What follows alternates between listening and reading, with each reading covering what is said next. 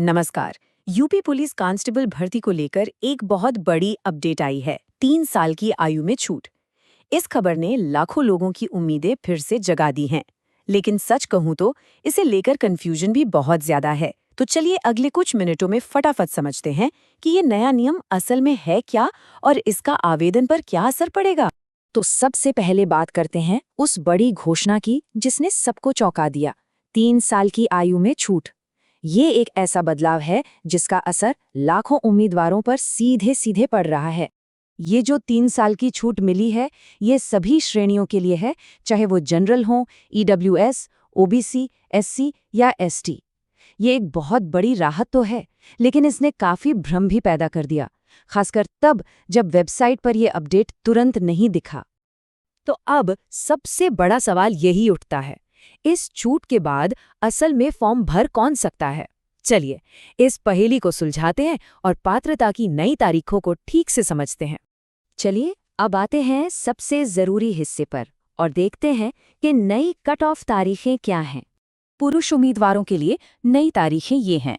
अगर कोई जनरल या ईडब्ल्यूएस श्रेणी से है तो उसका जन्म 2 जुलाई 2000 से पहले का नहीं होना चाहिए और 1 जुलाई 2007 के बाद का नहीं। वहीं ओबीसी, एससी या एसटी के लिए यह सीमा 2 जुलाई 1995 से शुरू होती है। और हाँ, ये दोनों तारीखें भी शामिल हैं, इसका खास ध्यान रखें। अब बात करें महिला उम्मीदवारों की, तो उनके लिए तारीखें थोड़ी अलग हैं। जनरल या ईडब्ल्यूएस श्रेणी के लिए जन्म 2 जुलाई 1997 से पहले का नहीं होना चाहिए और ओबीसी, एससी या एसटी के लिए ये तारीख 2 जुलाई 1992 है। दोनों ही मामलों में आखिरी तारीख 1 जुलाई 2007 ही है और ये सभी तारीखें शामिल हैं। और एक बात बिल्कुल साफ समझ लेनी चाहिए, इन तारीखों में जरा सी भी ढील नहीं है। अगर कोई एक दिन से भी ओवरेज है तो वो बस ओवरेज ही माना जाएगा, इसमें कोई रियायत नहीं है। ठीक है, तो अगर पात्रता पक्की हो गई है तो अगला कदम है सभी जरूरी कागजात को तैयार करना।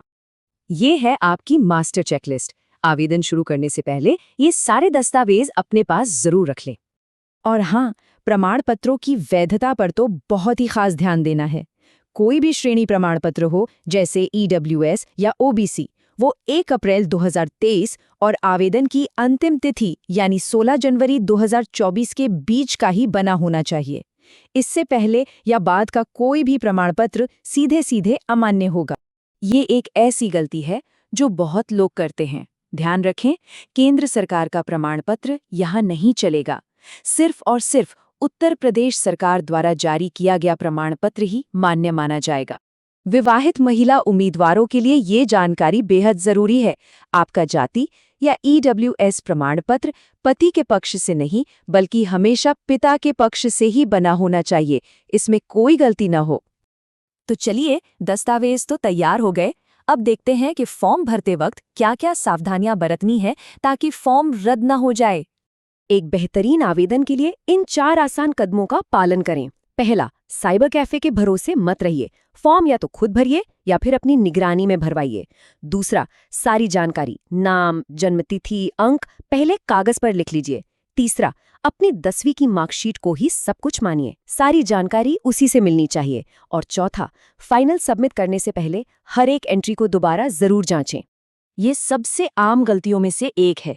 नाम, माता पिता का नाम और जन्मतिथि सब कुछ बिल्कुल अक्षरशः 10वीं के प्रमाण पत्र से मिलना चाहिए। एक भी स्पेलिंग की गलती भारी पड़ सकती है।